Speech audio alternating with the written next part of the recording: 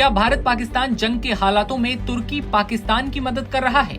ये सवाल इसलिए क्योंकि भारत और पाकिस्तान के बीच युद्ध जैसे हालातों पर तुर्की का एक सैन्य प्रतिनिधि मंडल पाकिस्तान पहुंचा है। तुर्की के सैन्य अधिकारियों का पाकिस्तान दौरा ऐसे वक्त में हुआ जब पाकिस्तान लगातार दावे कर रहा है कि अगले 24 से 36 घंटों के अंदर भारत हमला करने वाला है।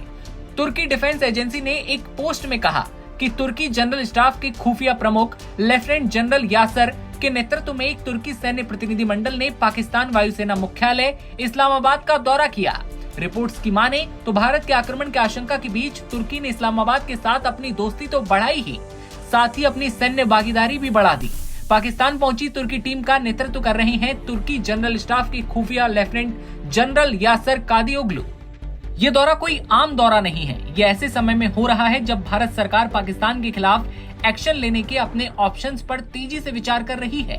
लिहाजा माना यह भी जा रहा है कि तुर्की पाकिस्तान के साथ सैन्य सहयोग को गहरा करने की कोशिश कर सकता है।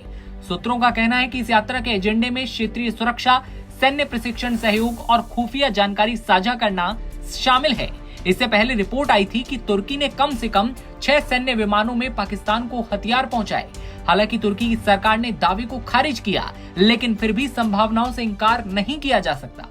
पाकिस्तान के साथ दोस्ती और हथियारों की सप्लाई की खबरें सामने आती हैं तो पाकिस्तान को हथियार भेजने की रिपोर्ट का खंडन करते हुए तुर्की ने बयान जारी करते हुए कहा था कि हथियारों की डिलीवरी की रिपोर्ट झूठी है। उसने कहा था कि तुर्की का विमान सिर्फ कराची में ईंधन भरने उतरा था। इसके अलावा मिलिट्री ट्रांसफर की सारी रिपोर्ट्स झूठी हैं। तुर्की का ये दावा इसलिए भी सच मालूम होता है क्योंकि कराची से उड़ान भरने के बाद तुर्की का विमान भारत के एयर स्पेस का इस्तेमाल करते हुए मलेशिया पहुंचा था। ऐसे में अगर वाकई हथियार पहुंचाने का मकसद होता तो तुर्की का विमान कम से कम भारतीय एयर स्पेस का इस्तेमाल नहीं करता। लेकिन हकीकत क्या है उसकी पुष्टि हम नहीं कर सकते। तुर्की के सैन्य अधिकारियों को इस्लामाबाद पहुंचना थोड़ा चौंकाता है। कई एक्सपर्ट्स मान रहे हैं कि युद्ध की स्थिति में तुर्की पाकिस्तान को सपोर्ट दे सकता है। जानकारी के लिए आपको बता दें कि तुर्की पहले भी कश्मीर को लेकर पाकिस्तान के हक में बात करता रहा है। हालांकि भारत की तरफ से कोई आधिकारिक प्रतिक्रिया नहीं दी गई, लेकिन डिप्लोमेटिक ऑब्जर्वर्स चेतावनी देते हैं कि तुर्की अगर पाकिस्तान को मदद देता है तो भारत को इन परिस्थितियों को नजरअंदाज नहीं करना चाहिए।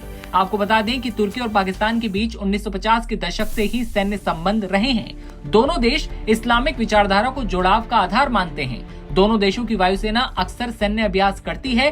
तुर्की हमेशा से पाकिस्तान को इस्लामिक ब्रदर कंट्री मानता है। खासकर सैन्य समर्थन के मामले में पाकिस्तानी एयरफोर्स के पायलट्स को तुर्की में लड़ाकू विमान उड़ाने की ट्रेनिंग भी दी जाती है। ऐसे में क्या तुर्की इन जंग के हालातों में पाकिस्तान के साथ खड़ा है? क्या पाकिस्तान और तुर्की दोनों एक साथ आ चुके हैं? इन सवाल के पीछे अभी प्रश्न चिन्ह लगा हुआ है। आपका क्या कहना है कमेंट सेक्शन में बताइए। तमाम खबरें सबसे पहले देखते रहने के लिए बने रहिए नवभारत टाइम्स के साथ।